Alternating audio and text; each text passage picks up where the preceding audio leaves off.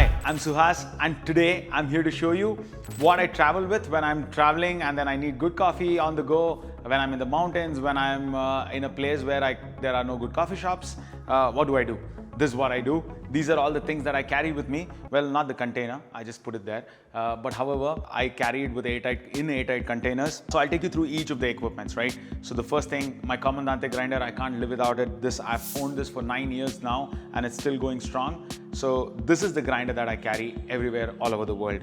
And this one's the new Aeropress Go Plus. I just started using these like a month ago.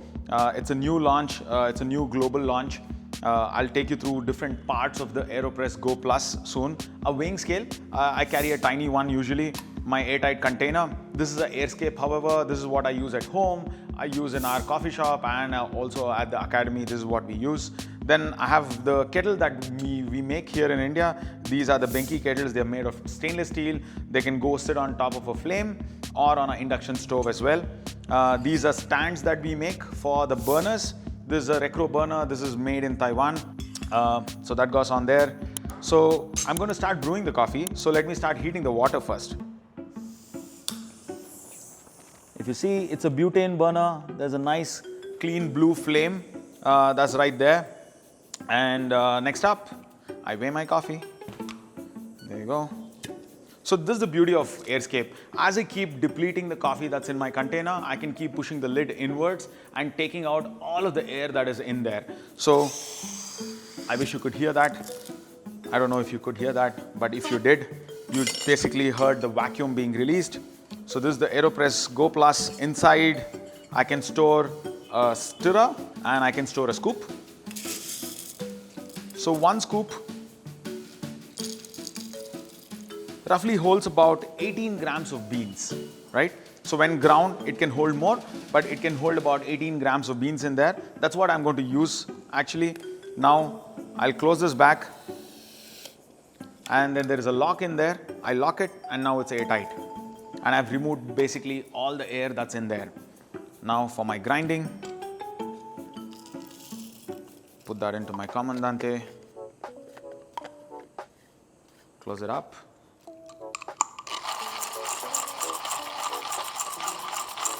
While my water is heating, there's also a hole up there that you can use for checking your temperature. You could buy a thermometer and you could check the temperature of the water and then be super precise even when you're traveling.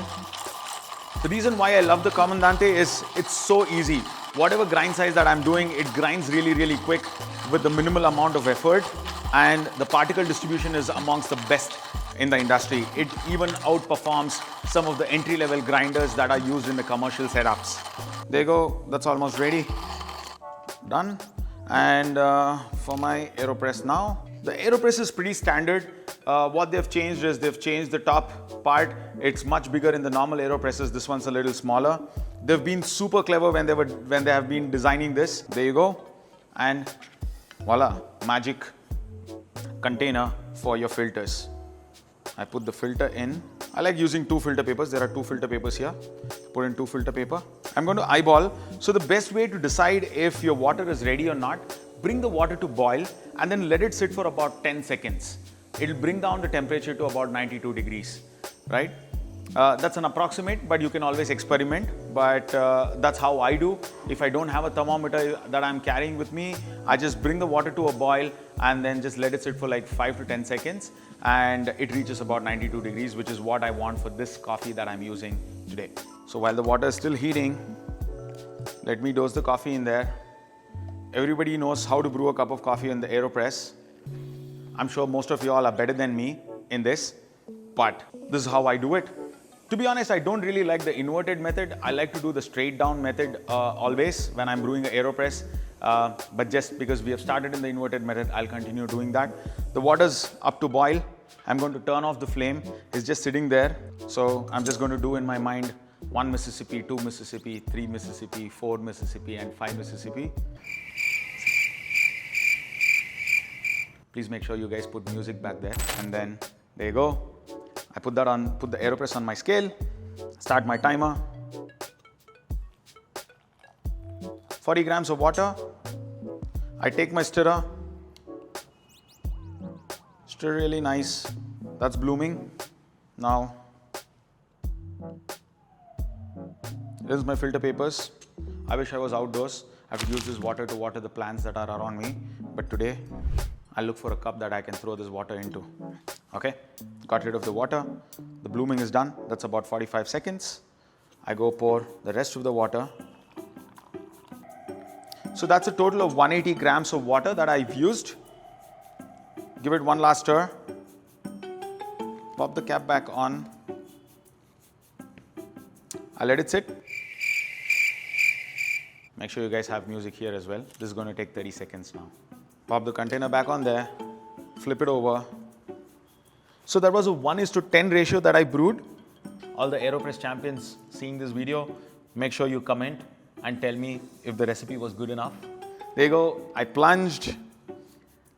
So what I usually do when I'm brewing an Aeropress is I make a 1:10 ratio, take a sip and see if it's too bold, too intense. Then I water it down. This is called bypass. This is intense. 1:10 ratio is intense.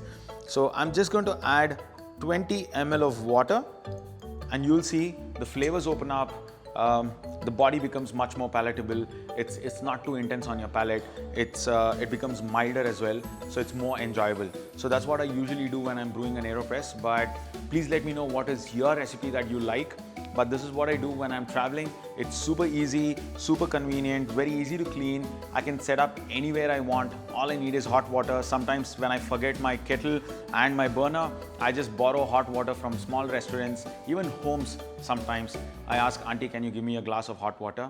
And that has worked magics for me. So there you go, my travel kit. And probably this could be yours as well. And happy brewing.